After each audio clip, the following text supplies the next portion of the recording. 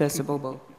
Well, thank you, and really, I want to thank the panel for what's been a remarkably rich and thoroughgoing session, having hit on at least most of what I understand to be the key issues out there, and I hope the rest of you feel that way as well. But let me begin by way of summary and remind us all of just the gravity of the problem that's out there, that we still live in a time and a country and a place where 35% of young African Americans are going to spend part of their childhood below the poverty line, where we know there is a gap in attainment, how much schooling people complete, and in achievement, what seems to be the cognitive skills and levels of mastery that they take from or derive from schooling.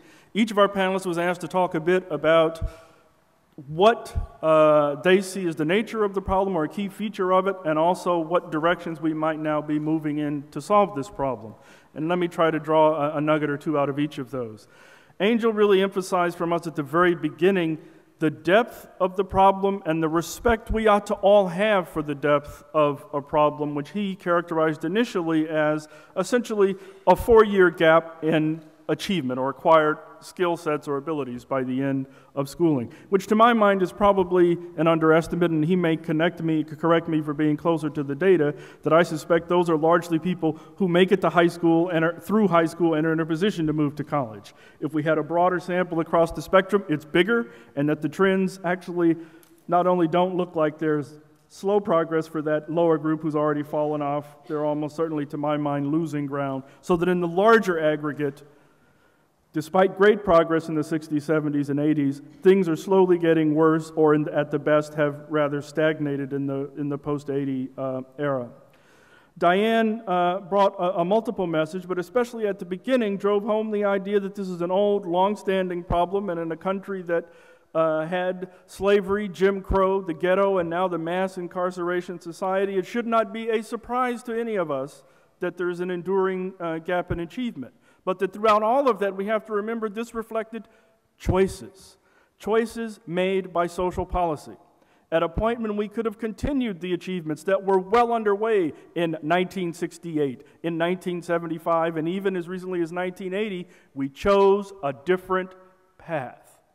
We decided on a punitive path. We decided on disinvestment in schools and jobs and infrastructure in our cities. Jim tells us a twofold story. One, about the profound importance of the growing body of knowledge in developmental studies and what it takes to learn well, and how we can routinize that knowledge base and bring it into the classroom. But then he harked back to one of the points that both Diane and Angel had made about the depth of the problem, that we've literally seen a polarization in family structures, that the affluent, in a way, are pulling ahead. College-educated women tend to marry later in life now. They marry better-educated men. They have fewer kids. That's a kid that's getting remarkably well prepared for schooling and advanced education down the road.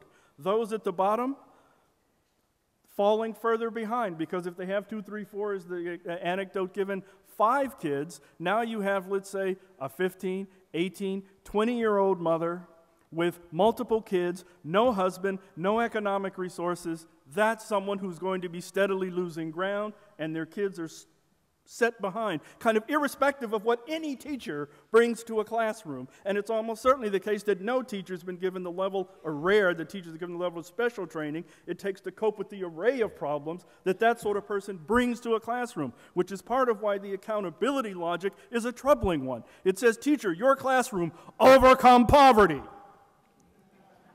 It ain't going to happen. It ain't going to happen.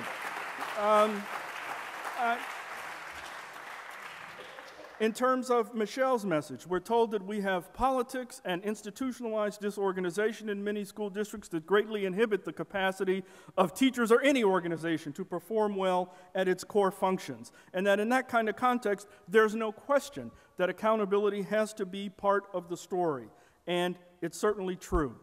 I guess I want to emphasize 2 things at the end here, and the top line story is respect for the depth of the problem, and for each and every one of us, the we in this room, to carry that message to our elected officials. And let me underscore something that I somehow end up saying every time in these sessions at this panel. Black poverty is not white poverty. There are virtually no white people in the average black poverty condition in the United States of America. Virtually none. Do you understand what that means? When a black kid is in poverty, they're more likely to be at that 50% below poverty or less level. They're more likely to be in a neighborhood where virtually all their neighbors are below poverty, where virtually none of the men in the neighborhood have jobs, where the schools have unambiguously, at least from the standpoint of testing and measurement, failed. To then expect a teacher, even a whole building of teachers, to overcome that level of structural disadvantage, or what we call cumulative disadvantage often in sociology, is just an extraordinarily misplaced analysis, to my mind. Okay? My second point is that I worry, and I guess I will make it my final point because we have had a long and rich discussion and many of you want to get involved. I think that there's a profound disconnect between policy discourse and direction at the moment and our best understanding of what works to improve education, even for the very poor and disadvantaged. And if we need urgency, that's where the urgency ought to focus, on redirecting what's the front edge of the policy direction for the future. We have a social policy tied, to borrow a phrase I heard recently, to a 10-foot mindset when our children need to have schools and educational environments designed to free them to pursue their astronomical dreams most effectively. Thank you.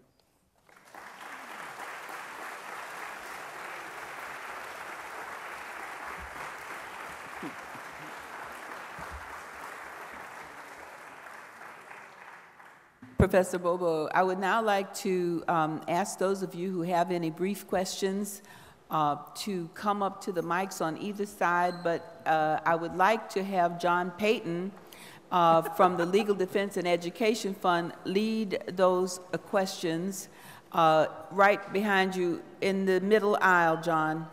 And I call on John because, for two reasons.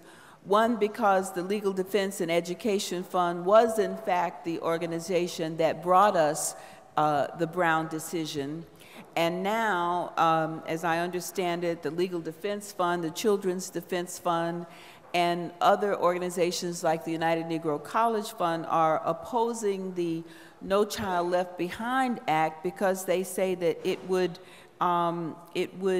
dismantle civil rights protections for poor students. So I thought I would ask him to give us a brief intervention as we also begin to entertain other questions.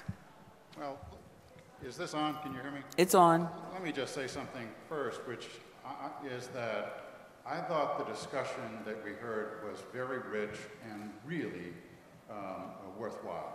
And I thought that what Larry said at the end is right. There was a sense of the depth of the problem, which I think is really, really important. If we don't appreciate the depth of this problem, we won't come up with solutions that will solve it. But I also thought that what Michelle said and what she embodies, which is a sense of urgency about the need to solve this problem that has great consequences, is really a very key point. The No Child Left Behind is today's title for ESEA, the Elementary and Secondary Education Act, which is one of the core pieces of the War on Poverty, 1965 Act. And its original purpose is to make sure that we provide the assistance to those students who need assistance in their schools, but they're not getting it. That's the original point. The second point was to make sure that we have some equity across school districts and within school districts across schools. The perversion of that we have heard, I think all of us, that's in No Child Left Behind, is about, I'd say, testing to an extreme measure. I think everybody agrees we have to be able to measure what we're doing. I don't think there's any disagreement about that. And I think everyone up there agreed that we don't want to turn the test into something that perverts the education.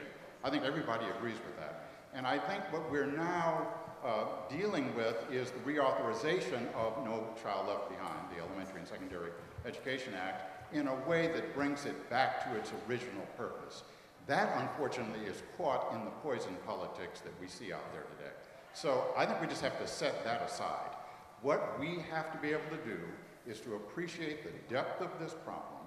It has consequences, as Jim said, that are new in our history. If you're not educated today, you don't have a place in our society today. Okay, so we've got to figure out how we appreciate the depth of this problem and then talk. I think everyone here thinks that among the people up there, despite their disclaimer, there are avenues to solutions that, in fact, if embraced with the urgency that Michelle embodies, would lead us down a path that would really be important. And I think that's the most important thing I heard today. Thank you. Thank you.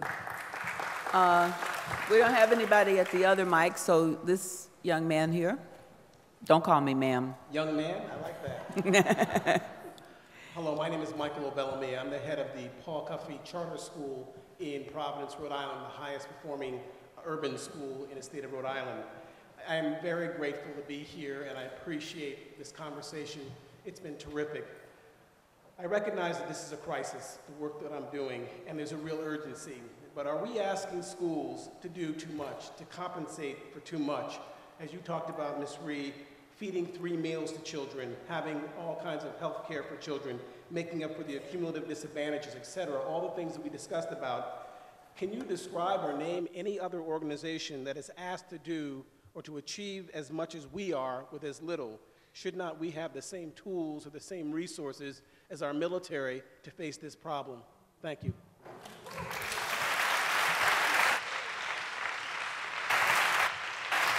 Michelle?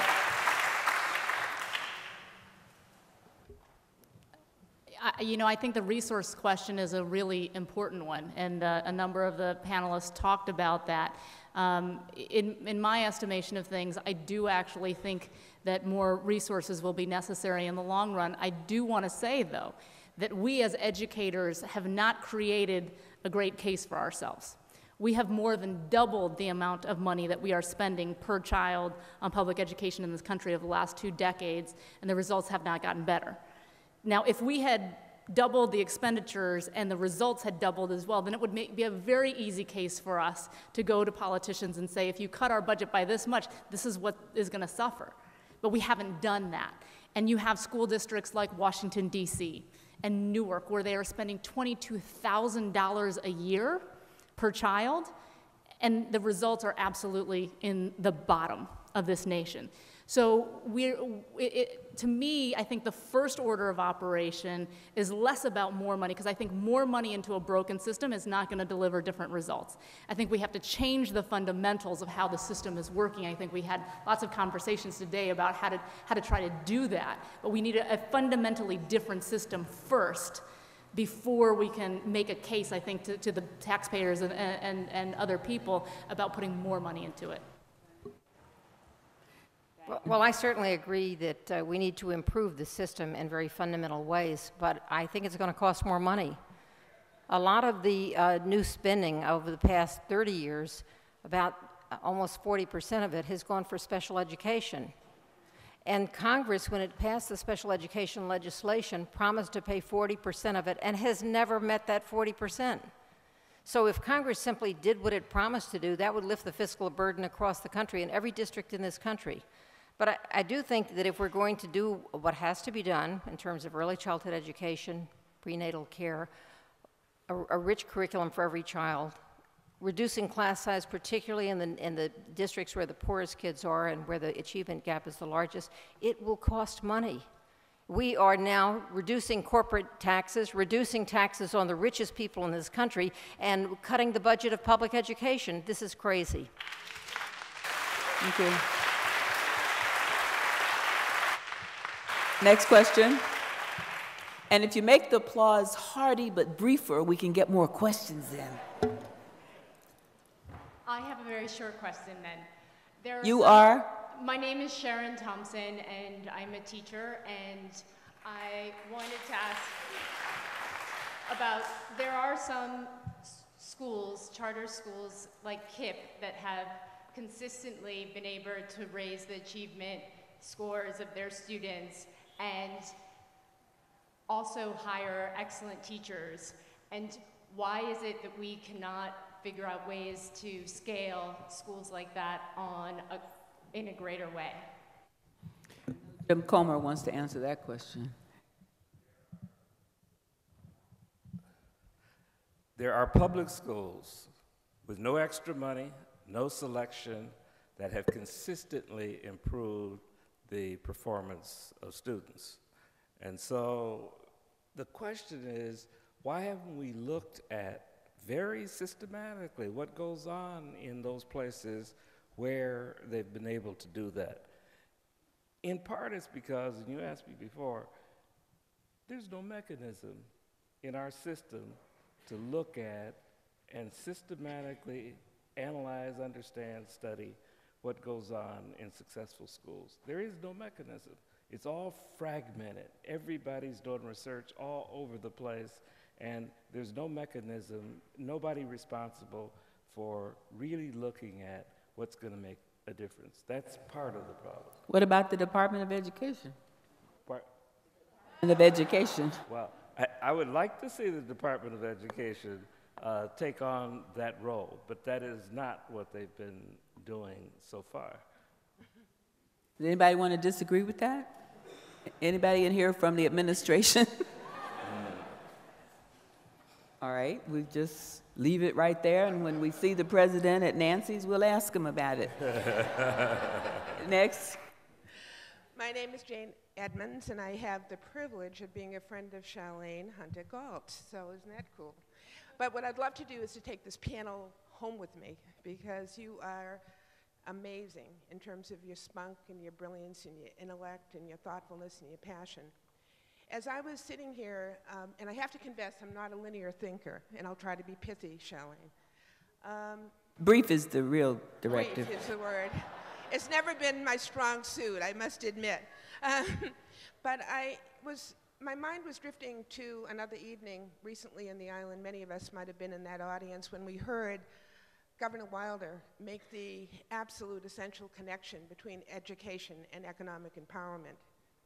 As I listened to the panelists, and by the way, Diane, you should run for office because you're just so spunky. I mean, you're amazing. But I really wondered if any of you could comment on our president's goal, 2020 goal, which is, of course, as you know, to graduate more individuals from our colleges than in any other place in the world. And in light of your comments, would any of you comment on what your thinking is in connection with that, and what we, as we walk out of here, should be thinking about in terms of action to support that goal? Thank you. Angel? Well, I think, I mean, it's a nice goal to have, but we got to make sure that when they graduate college, they can read and write and do math. And so I think that it's better than saying we expect that to be the case by 2014 or 2015. But, you know, I really think that the problem really, we should focus our attention early in the schooling sort of life cycle, right? So we're talking first, second, third grade, even before that. I think that's where, to the extent that we have any extra resources to invest in education, I think that that's where the investment should be made, because that's where you're going to get the most bang for the buck.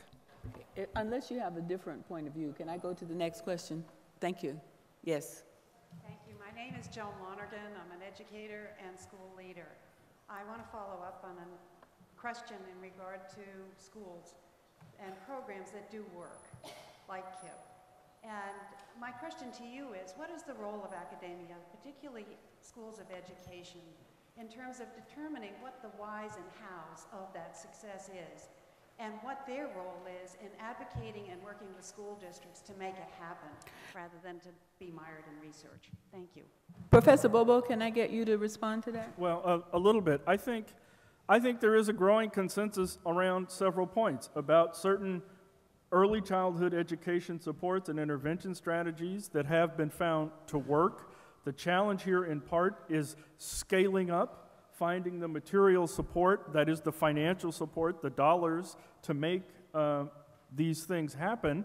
And related to the previous question, I think the kind of Obama aspiration is the right aspiration, but we haven't restructured or broken away from the accountability discourse, right?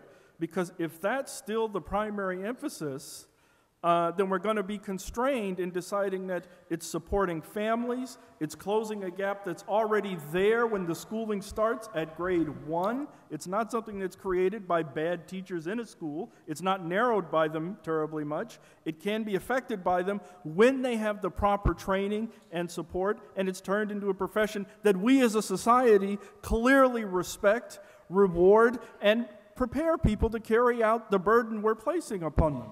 So I guess that the final comment on the translation here is moving from kind of academic research to implementation is often a very long road. And of course, the prestige has always been on the basic research, deriving broad patterns of knowledge, not what makes it doable in 1,000 school districts and 10,000 classrooms across the country. But I think what has to happen is a policy priority that says that's our ambition.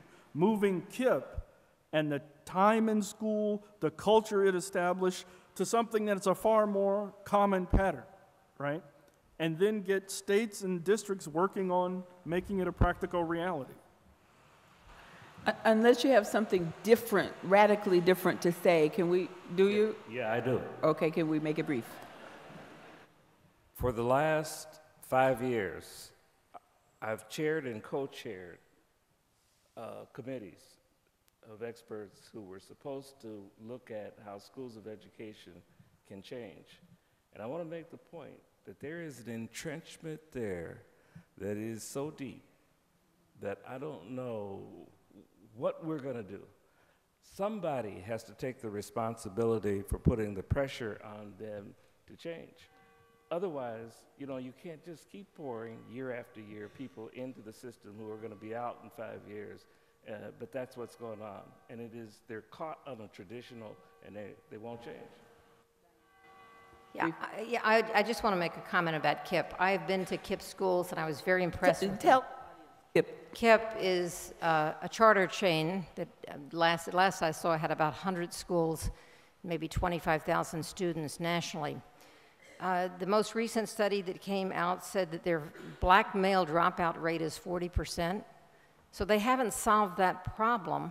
But what I would like to see KIPP do, and I'm not saying this critically about KIPP because I was very impressed with the schools that I visited, I would like to see them take on the challenge of a district. Because as long as they just have a school here and a school there, or a few schools in a district, there's a selection mechanism. It's called a lottery.